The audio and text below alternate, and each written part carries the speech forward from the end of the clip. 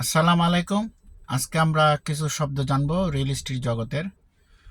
আহ, প্রথমটা হচ্ছে কিকব্যাক।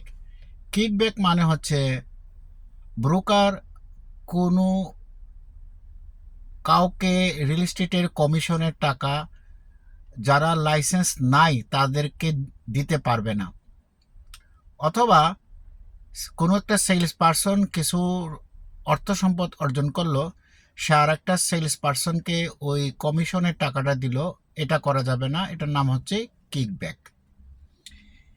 দ্বিতীয় শব্দটা আমরা নেব, সেটা হচ্ছে